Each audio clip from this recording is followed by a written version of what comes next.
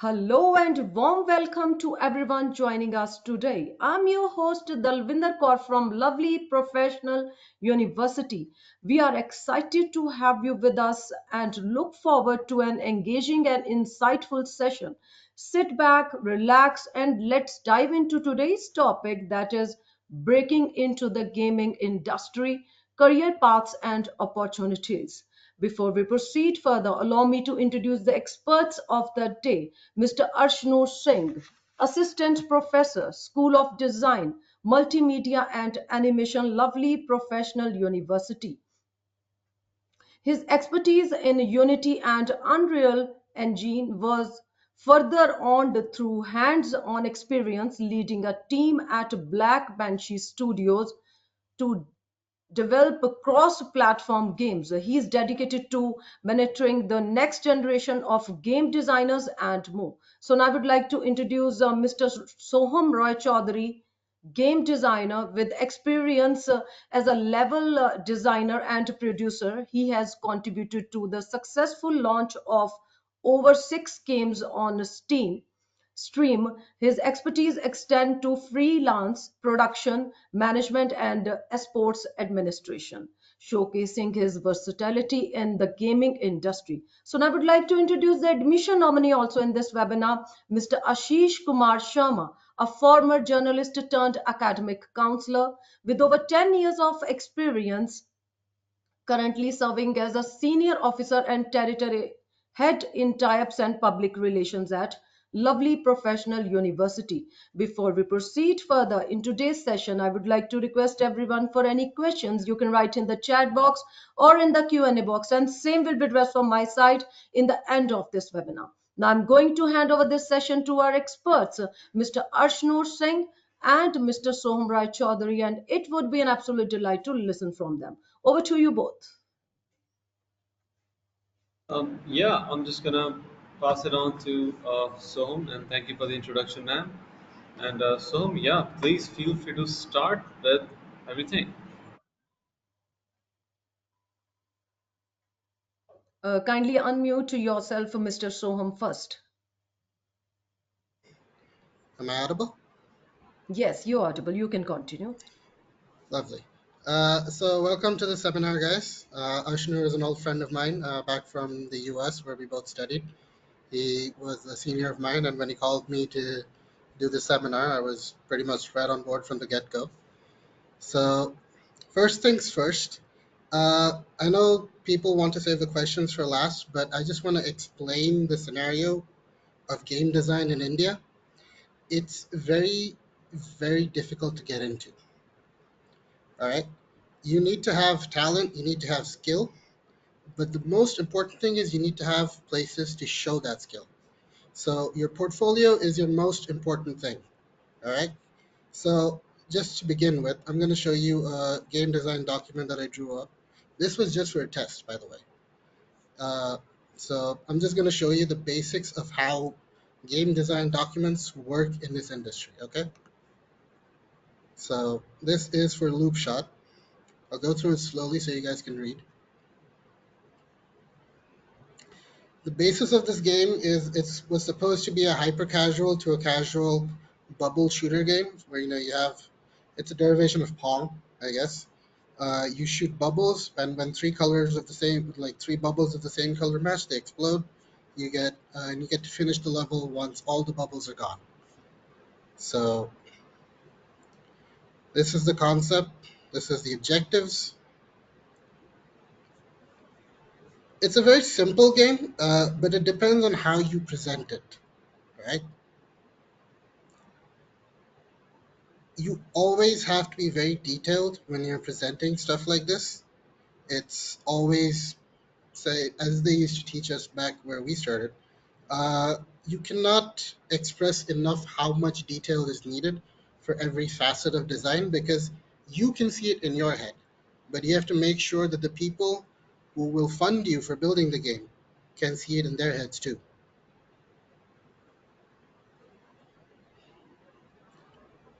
So here's the mechanics for a different mode. Obviously, as many modes as you can dream up, that's always a good thing, but make sure that they always make sense. difficulty ratings, game modes in and of itself, controls, very simple stuff. And now we come to the main part, which is level layouts. These are basic stuff.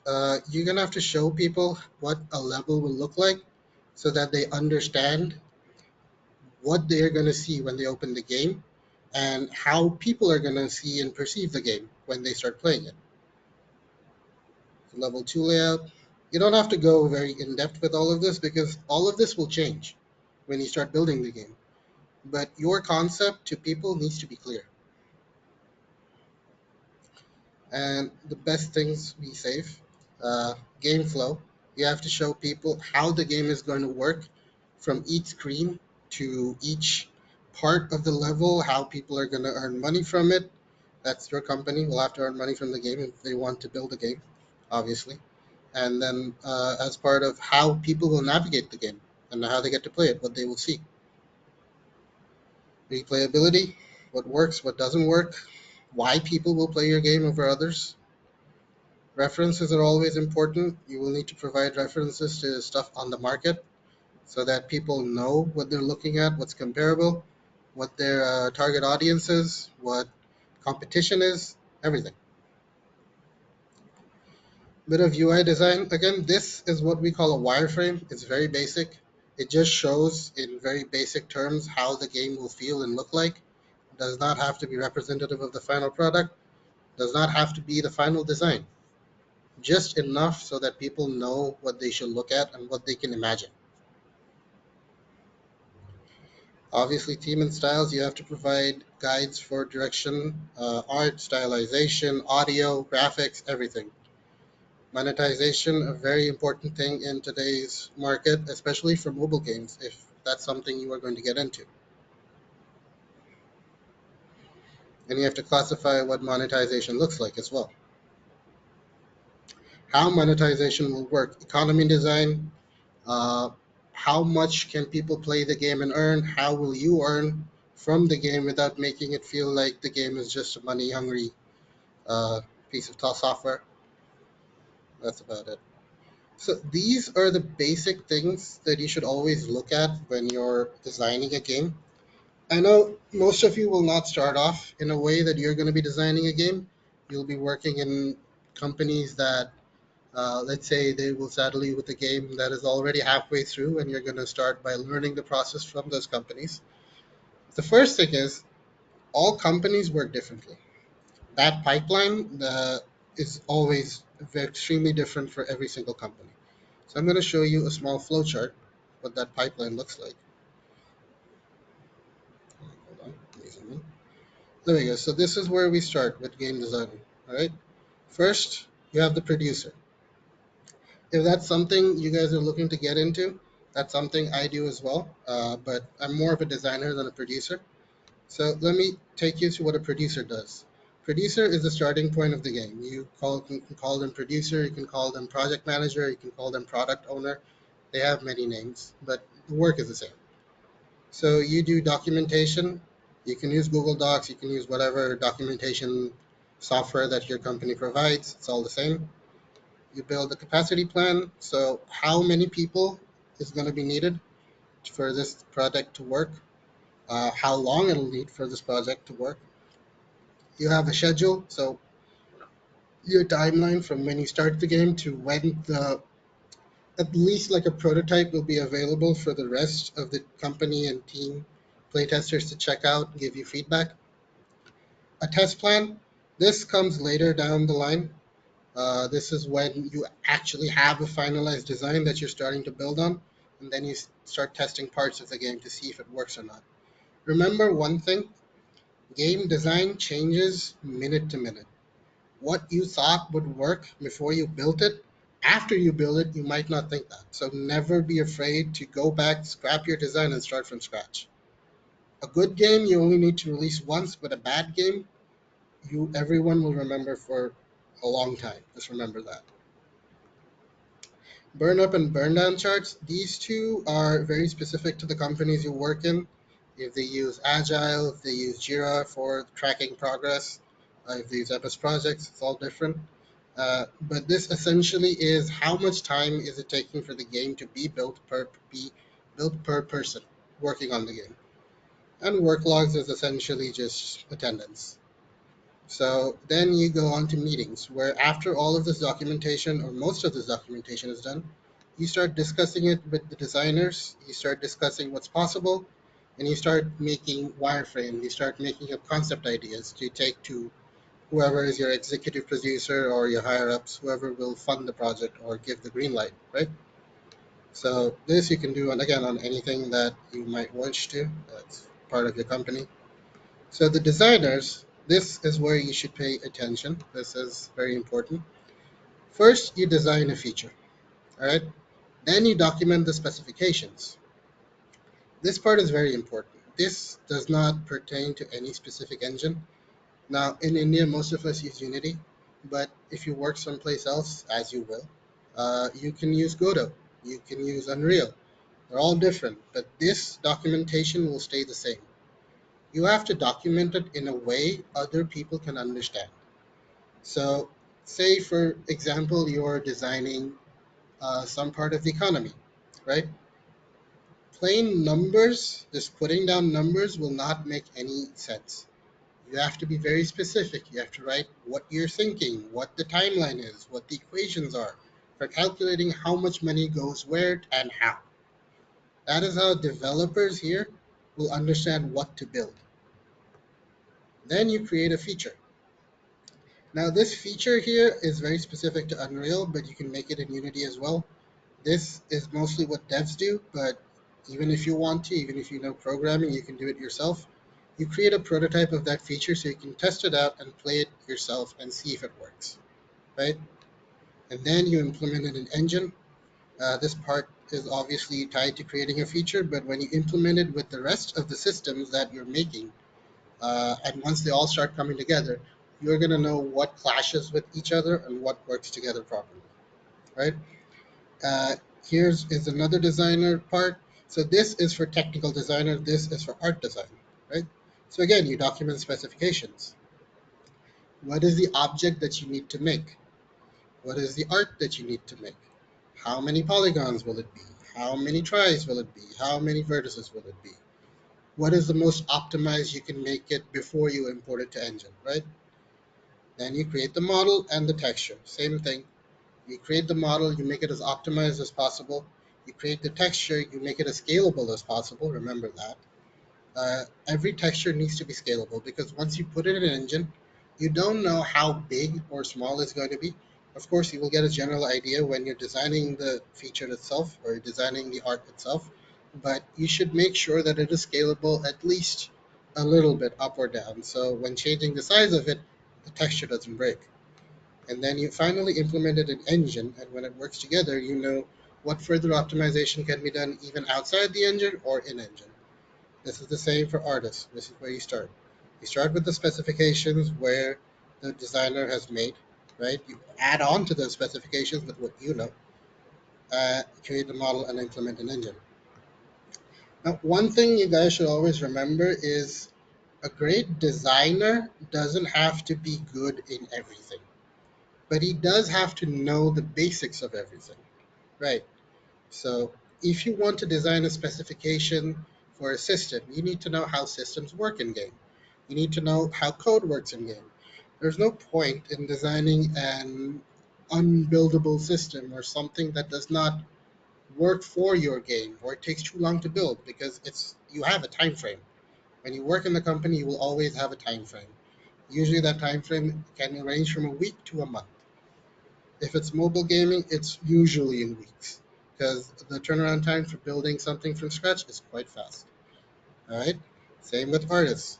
When you're creating a model, you need to know where that model is going to be used and uh, what what amount of polygons do you need in that model, right? Amount of tries, amount of vertices, what the UV is going to look like, make sure that the UV is baked properly. All of that stuff is very important for you to know because it also depends on the engine and how the game is going to display those models. How much of that models is going to be useful.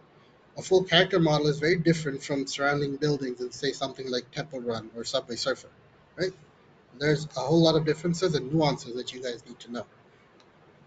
This part is mostly for developers, but also for artists and designers as well. This is using GitHub as version control. So this is to make sure that when you break the game, and you will, you're supposed to, because that's part of testing. You can roll back your changes to a point where the game was not broken and you don't lose all your progress.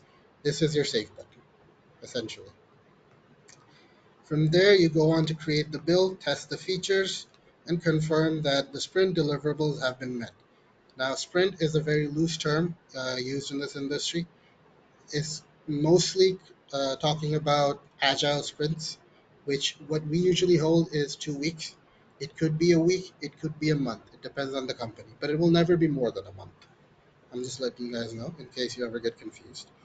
And from there, we go to testing, feedback, and we start with the producer all over again. Every time you implement something in Unreal or in Unity, you give feedback to the designers so that they can improve it with what knowledge they have, or with talking to other people like developers who can talk about if the system works properly or not, right? And once a test build is made, you give it to the producer, they give it to QA, they do proper testing with external people who don't have an idea about the game. They can give just their blank feelings of how what they feel when they play the game. And then you start all of this again. If you do this enough times, finally you're going to have a game that you can consider built and ready to ship. Another thing I would like to show you guys is wireframing. So this was a test I gave for Lila Games. I don't know if you guys have heard of the company. They're making FPS shooter on mobile. If you guys play PUBG or you love PUBG, I'm pretty sure you're gonna love these guys too.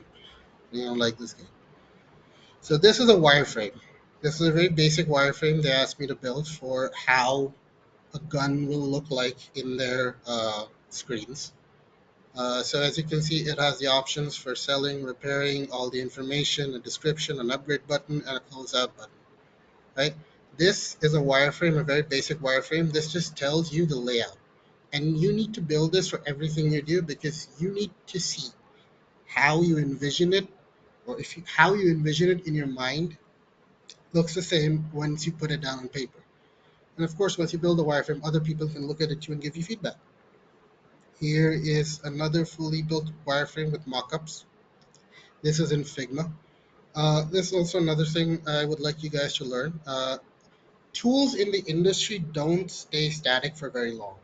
Today, you could be using Maya and Photoshop for a lot of things. If you're into UI UX, you're probably using Photoshop. A lot of people use Figma. In our studio, we exclusively use Figma. Almost no one uses Photoshop. If you go to different studios, say if you go to EA or if you go to Rockstar, you're going to find a lot of them using internal tools or using Photoshop because they have a tie up with Adobe. It's all different, but you should learn as much as you can about the basics and about the basics of all tools. Because once you go into a company, let me tell you, it's like jumping off the deep end. They will not give you much time to adjust because they need results and they need it fast. So, lastly, what I would like to show you guys is if you are a combat designer, if you want to do gunplay, if you like Call of Duty for any reason, right? I'm just kidding. Everyone likes Call of Duty. I personally don't. Okay. So here you see a row of guns. You have their rarity. This sheet is essentially a combat balancing sheet. This the end goal of this is to ensure that you have an accurate gun that can kill in a certain time at range and kill in a certain time when it's close range. The definition of that time is very different for everyone because that time is defined by one unknowable factor that you can only get through testing. That is called fun. That is it. What you need to do when you're designing something is make sure the game feels fun. And there's no perfect description of fun, there's no formula for what is fun. It's a lot of putting down numbers, crunching numbers, testing it out, and seeing how it feels. And that is, believe it or not, how most games are made. You can build a framework like this. So, as you can see with all of this, it's a lot of numbers, I know. But all of this basically means this is how fast your gun moves. This is how fast you move with the gun. This is the fire rate. This is the fire rate type. So single shot or automatic. This is how fast the gun reloads. This is your aim multiplier, so how fast you can aim when the gun is out. This is the aim assist because it's a mobile game. This is the recoil strength, so this is how fast the gun jumps up. This is your starting damage. When you fire the gun, what damage will the servers register? And this is the end damage. What is the distance between where the gun is and where the enemy is? There is something called damage fall off. If it's too far, there will barely be much damage, right? You can't have the same distance between people close range and people far away. So this is damage fall off. And then this is time to kill, and this is bullet to kill. So how many bullets are required to kill once, or kill an enemy? This is time to kill. This is how much time is required to kill an enemy. You take all of this data, and then you have to calculate everything. So how much it takes when you hit 3 headshots, how long it takes when you hit 2 chest shots, stuff like that. All of this is balancing. And this is another thing. You will never get this perfect. That is one very important thing you have to know. You will never get this perfect, and that is okay. Because again, the definition of fun varies for people always. So, what is fun to you will not be fun to someone else. That is why it is very important when you make this to test the game. Then you can have an average vision of fun for everyone involved. And you hope that when you launch the game, people who play the game and download the game see it that way. And I think that's about it for what I have to show you guys. Ashna, take it from here, please. Yes, actually, can you hear me? Am I audible? I can't hear you. Yes, sir, you are audible. Please continue, sir. Yes, Perfect. you are. You are audible. Ma'am, if possible, can you provide me the screen sharing Yes, rights? yes, you can share your screen. Okay, give me just a second.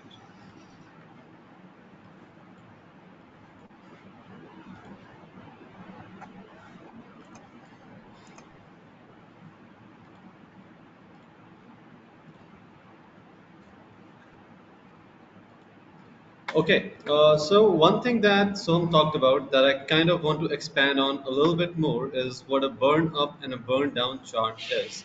So this is something that goes back to the production part of this whole thing, which is the very first thing that he showed you in the flow chart is that how exactly this whole, the process of making a game works. You start with the producer, designers, and all that. But how does the producer manage everything and how do they plan things, right? What I'm going to show you is a burn-up chart of a project that I have done once with a larger team. And if you look at the left panel, so these are the amount of hours that each member of the team has put in from the start of the project till the end. And the bottom side, you see these are dates. And it seems simple, and in terms of mathematics, it is quite simple.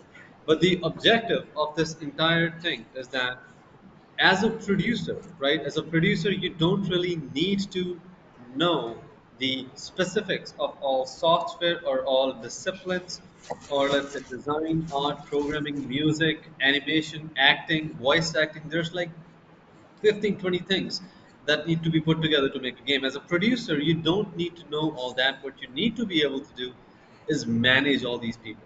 Okay, and this is how you do it. You plan tasks and how many tasks we have, how many hours should each task take, right? And that also goes to something called the capacity plan, which is another thing that Soham just talked about. And a capacity plan essentially means that, okay, I have, let's say, 15 people in my team. Each of them can work for, let's say, 8 hours a day and 5 days a week. But some of them are part time. They can only work, let's say, 4 hours a day and 5 days a week. Doing that, you get a capacity in terms of hours that, let's say, in one day or in one week, how much total hour capacity do you have for your whole team to work? And then that's your estimate, right? That is the estimate amount of hours needed per person per day to finish the product. And as you can see in these diagrams, it's just an estimate.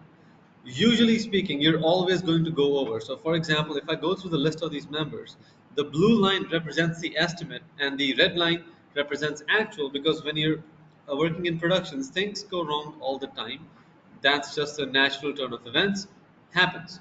But if you are prepared for it, that makes the difference all the more manageable. And this is just an example burn-up chart. And we'll talk more about this in the class later on.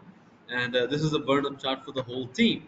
What was estimated to take about, let's say, 600 hours ended up taking 940 to complete the game. And how does that happen? So if you look at the individual burn-up charts, the estimated time was that everybody would require about 40, 50 hours, but about one, two, three, four, five, and six people had to work this much more to finish the game. And believe me or not, this is the reality of almost all studios. Crunch is a real thing. Any game, any studio that you go to, uh, crunch is obviously something that we all kind of detest in a way that we hope that isn't there, but it absolutely is. It almost always is like that. In fact, if Swam, you want to talk about some of these studios, or if you want to show capacity for that, not right now. If you have it at the end of the session, then we can take a look at that as well.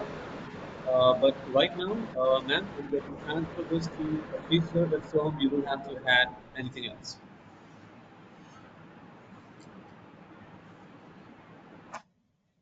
Thank you so much, Mr. Arshnur Singh and Mr. Soham Rai Chaudhary. And now I would request to admission nominee Mr. Ashish Kumar Sharma to be on the screen. Over to you, Mr. Ashish Kumar Sharma. Thank you, Dalwinder. Can you please provide me the sharing Yes, yes, rights? sure. Is my screen not visible? Yes, the screen is visible. You can continue. Right. Thank you so much, Mr. Ashnur and the fellow panelists. You have guided our candidates so well so that they can take a prospective career up to the extent of new heights.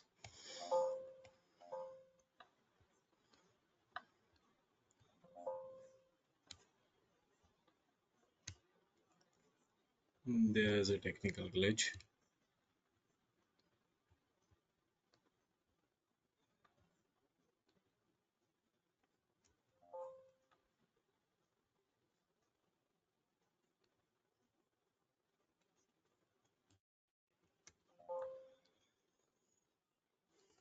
Right. Let me start with the speciality of Lovely Professional University, that why children should think about Lovely Professional University. Uh, Whenever you are thinking about higher education and design programs, certainly questions should arise in your mind, that where to go, from where to pursue your higher education. So I'll tell you about Lovely Professional University. This is something which I need to flaunt over here, that now we are NAC A++ grade university, and on the on the scale of 4 we have got 3.68, and this is number one score amongst all the private universities in India, right? And we received the highest grade, which has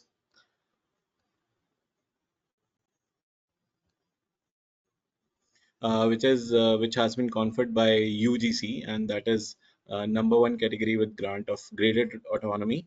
And moreover, we have got few other accreditations along with it. For example, the ICAR would be for agriculture programs. Then other accreditations are there. For law, it is Bar Council of India. For architecture, it is Council of Architecture, and so on. Right. So overall, NIRF ranking is 27th among all the government and private universities. So these kind of accolades, Lovely Professional Universities, already we have already bagged in our achievements, right?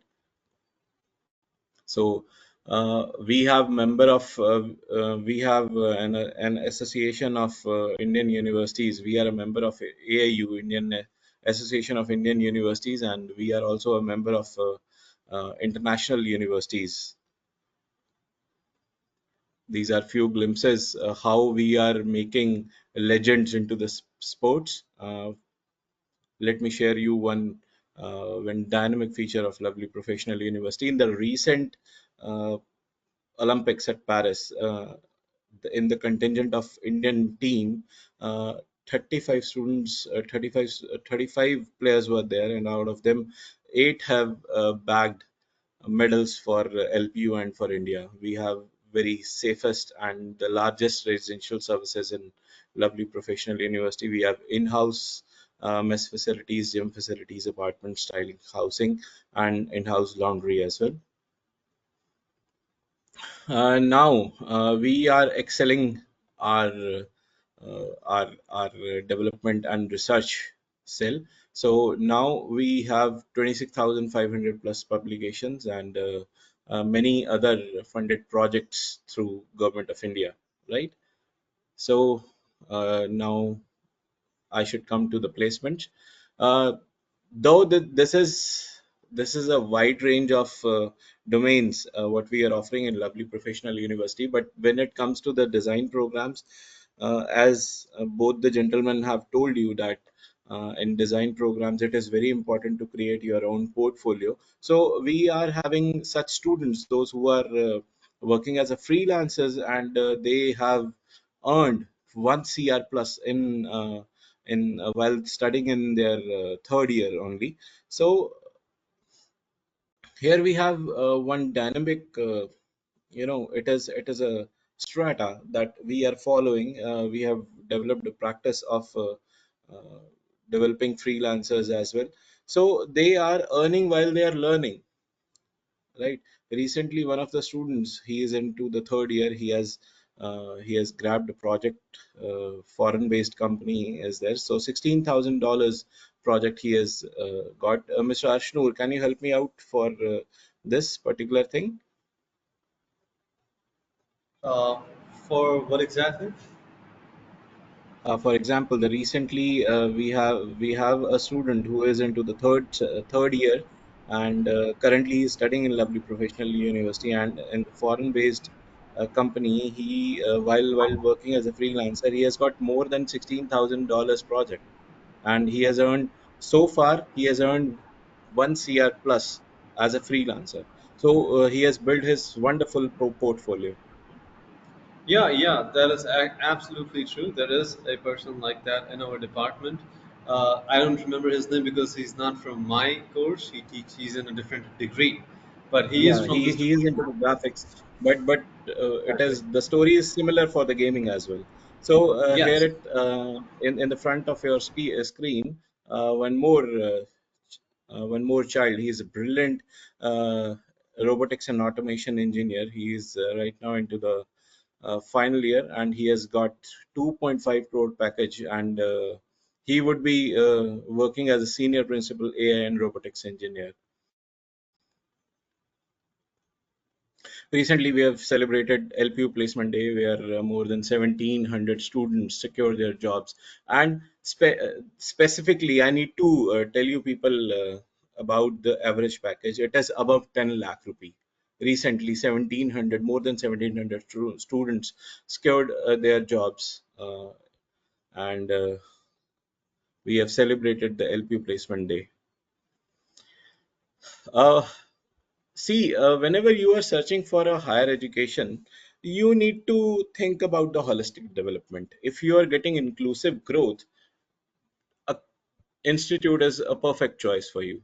So I would suggest why Lovely Professional University is a good suitable one for you, because we are having students almost from all the states and union territories of our India, and not only this, from more than 50 countries we are having students. So every year we are celebrating annual fest named as One India and One Word as well. So many seminars we are conducting, many conferences we are conducting, many industry experts are coming, many skill developed uh, persons, those who have that kind of leadership, that kind of skills they are having. People like Javed Akhtar, right? They are coming to the university for the guest lectures, and many other collaborators are coming to the university just to share their experiences and their lifetime journeys, how the students can grow, they can excel in their particular field, right? And this is a feature which I should flaunt once again. We are providing scholarships to all those candidates who are excellently fine. They're excelling into their academics, and we respect their academic excellence. So once a scholarship is conferred to you in the first semester, it will remain same till last semester. So this basic feature you need to compare with all the other universities you are listing for your higher education. Just check whether they are promising scholarship for the whole tenure, or just they are offering the scholarships into the first semester. So here in Lovely Professional University, while respecting your academic excellence, the scholarship which we will offer you in the first semester, it will remain same till the last semester, right? So special scholarships for the board toppers is also there. If you have scored good in your national level test, then also you can grab a good scholarship. If you have achieved a good score in your board exams, then also there is a scholarship. If you have a good percentage in your previous qualification, then also there is a good scholarship, right? And one more thing, last but not the least, we are offering one entrance exam for you, which will work as an entrance exam, and it will also provide you a scholarship. So the name of the test is LPU NEST, Lovely Professional University's National Entrance and Scholarship Test. This test can also fetch you a scholarship equivalent to the student who is having more than 90% marks in their board exam. So no worries if you are having less percentage in your 12th standard, still you can maintain, still you can grab a good amount of scholarship through the entrance exam, entrance cum scholarship exam, which is LPU NEST. There are other scholarships, and this is, I must say, perhaps there could be an institution which is offering such scholarships, but yes, of course, in Lovely Professional University we are offering such scholarships, and these scholarships are to our shikshaks of our country and the rakshaks of our country. Rakshak Samman Anudan, where all the defense forces, Indian Army, Indian Navy, and Indian Air Force, and Shikshak Samman Anudan, we are providing special scholarships, additional scholarships to the wards of teaching fraternity. In sports, I have already told you that 8 students have bagged recently a medal for Lovely Professional University and for the nation. Neeraj Chopra, Bajrang Punia, Parminder, Arjun Singh Chima, Parveen Huda, Preeti, Rajak Preeti, Lavalina, Abhishek. All these champions are from Lovely Professional University. Then I've told you that as we are a member of AIU, Association of Indian Universities, so this is the second consecutive year we have bagged overall championship trophy for Lovely Professional University in 38th AIU Inter University National Youth Festival. So just make it out wherever you are going to take uh, a decision for your higher education. Just check that particular institute is having that kind of capabilities, so that they can push you out at the national level or at the international level to perform your skills and to excel your expertise and to showcase your knowledge, your capabilities among the general public, right? So this is very important to know about your institution. So now let's go live. Let me tell you how you can choose the institute. Uh, in the beginning, I'll tell you about the design program.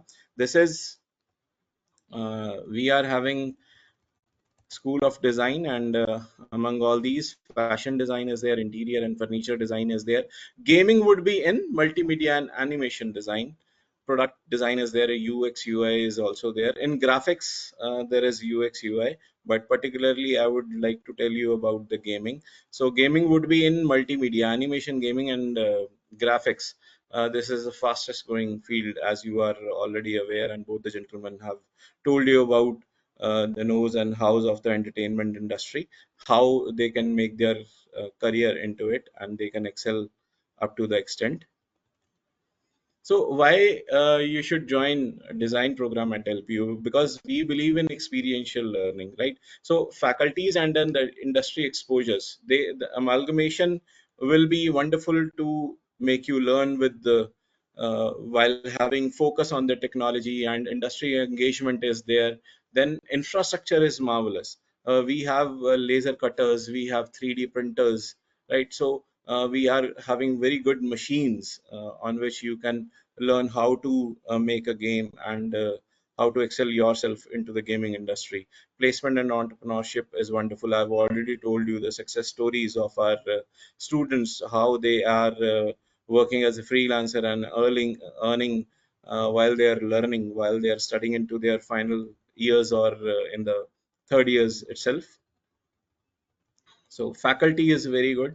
So here comes the fee structure. If you are having a good capability, then you can, in gaming design, you can have a fee structure of 48,000 per semester as well, right? So you can get up to 60% scholarship, and that too for each and every semester. We are also having a few master's programs, but not in design. These are few testimonials, industry tie-ups. So these are the prominent recruiters also. Madame, Satyapal, Guinea and Johnny, Armani Exchange Coach, H&M, Marks and Spencers.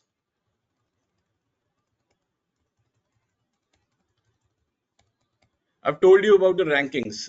Government of India, Ministry of Education, they have given us this NIRF ranking. We have got 27th rank amongst all the government and private universities of India, and ninth amongst universities of India, both among government and private university in World University ranking. So now let me show you how you can apply for the gaming subjects, for the gaming courses. Just you need to just put URL lpu.in, and this page will open.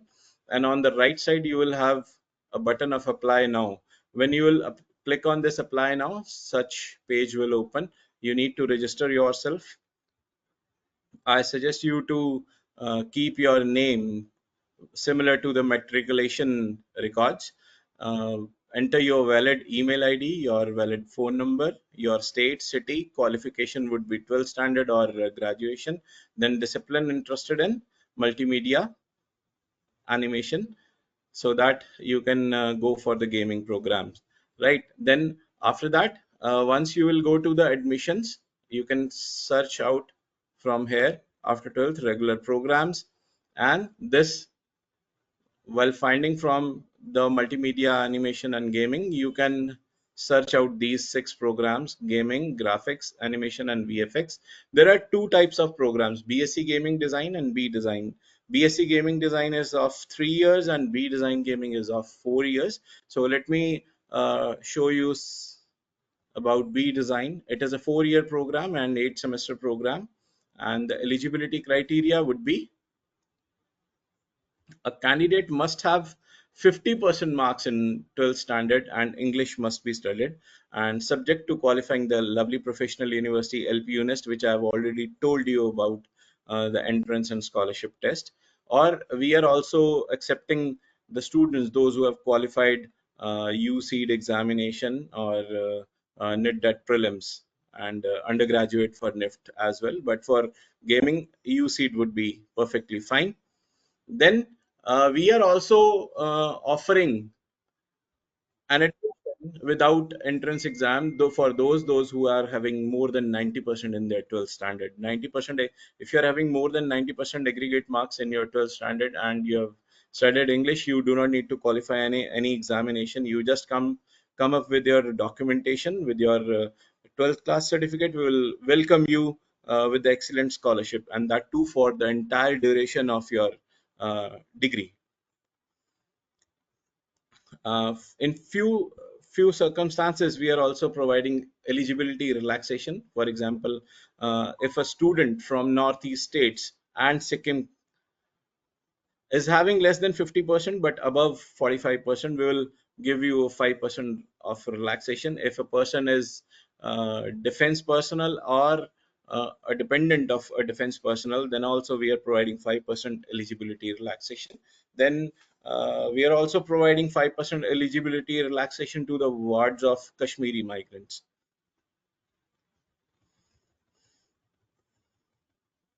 Right. So the highest salary package for B design gaming is 23.25 lakh, and the average package is 11.48 lakh. 50 plus recruiters are there into the list. These are few rankings among all private universities of India by Schemago Institution 2024. We have got the 7th spot, and the Times Higher Education, we have got the 6th spot among all the government and private institution, even among IITs and NITs as well. Related to LPU Nest examination, you can fetch recent question papers from this tab, and syllabus. Sample question papers are also there, and the test city details are also there. You can easily find out where you need to appear in this test. There are two ways to take this test. One is at the test center, and one is you can also take your test in remotely proctored mode. But I personally suggest you to go to the test center, select your test city, go and select your test center from your dashboard. Once you are registered, you will have a dashboard, your own dashboard. Curriculum is also there. We are having a study abroad, discipline, minors, industry interface, and course curriculum is also there. Everything is mentioned on the website. You can fetch your effective electives offered in the curriculum.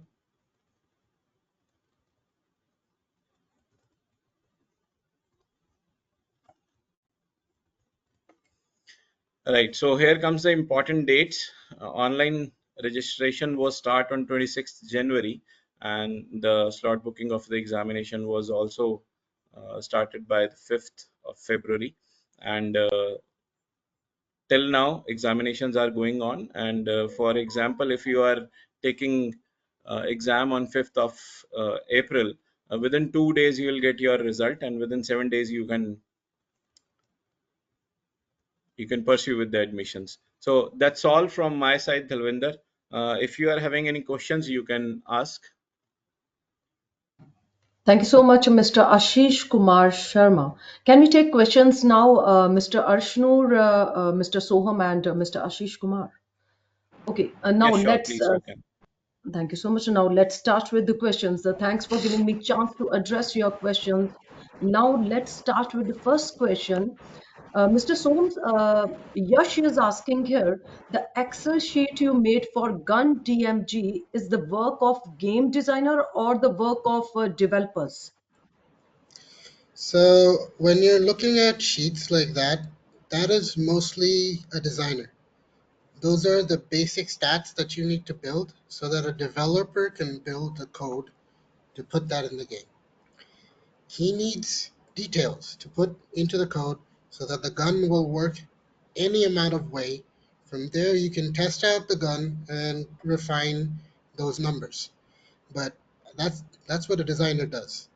And now those designers have multiple, well, titles, if you want to call it that. In India, it's all just game designer.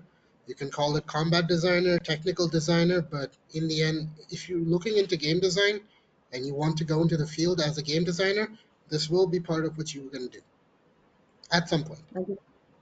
Thank you so much, Mr. Soham. I hope, yes, you got your answer from our expert.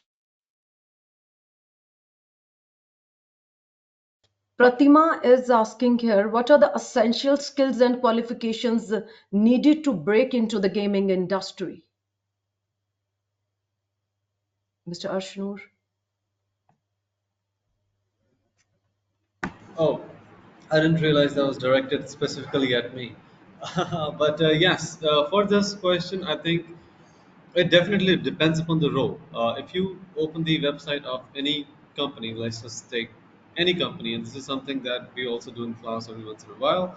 We've done it before. Is that look at the role that you like the most. Just go through their job openings, select one, and just try to read the job description.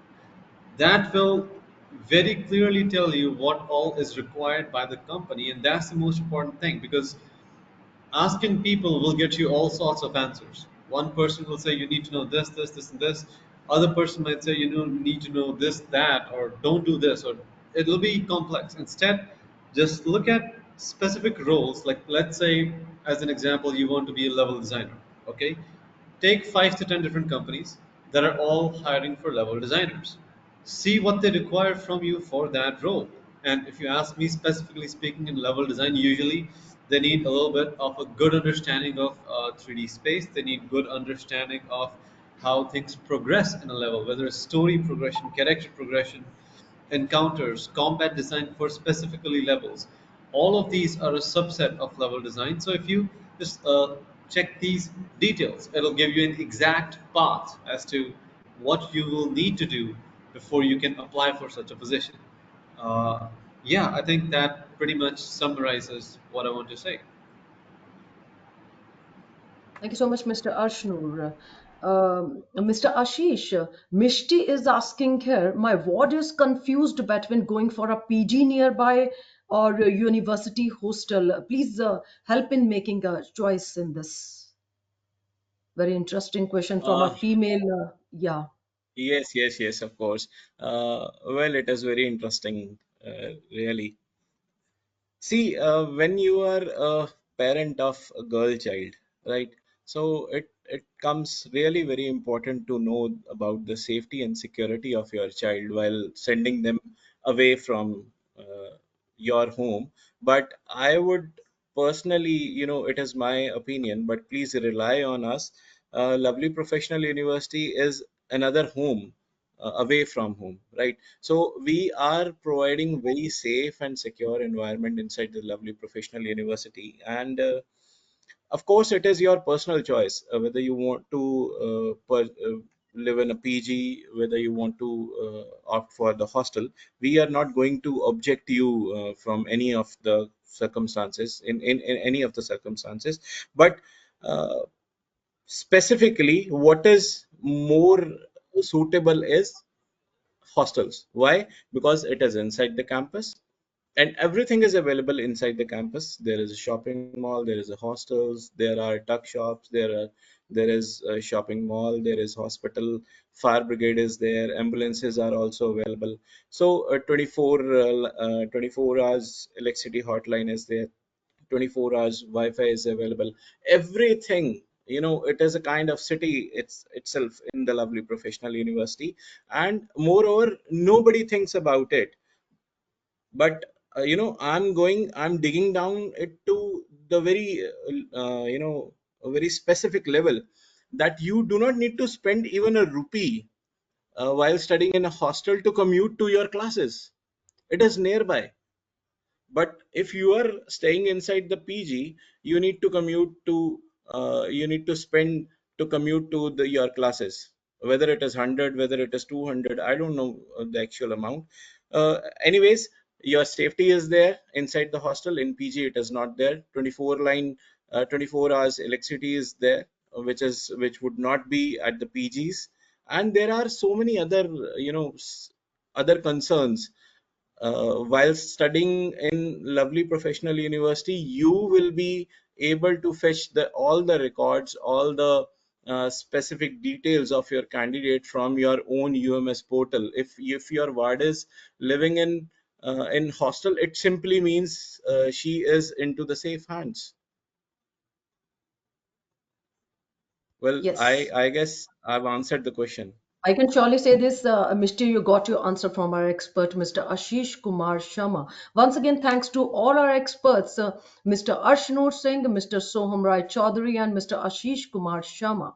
As we come to the end of this webinar, I want to express my deepest gratitude to our experts for sharing their valuable insights and expertise with us. Your presence, enthusiasm, and active participation have made this experience truly special. Hopefully, the attendees found this webinar to be valuable and will be able to utilize the information for better decision making regarding admissions. If anyone wants to access this webinar again, they can visit our website, that is lpu.in, or can be assist on YouTube also. Stay connected with us for future webinars. Until we meet again, with the permission of my seniors, I would be signing off this webinar. Take care and goodbye. Have a beautiful day.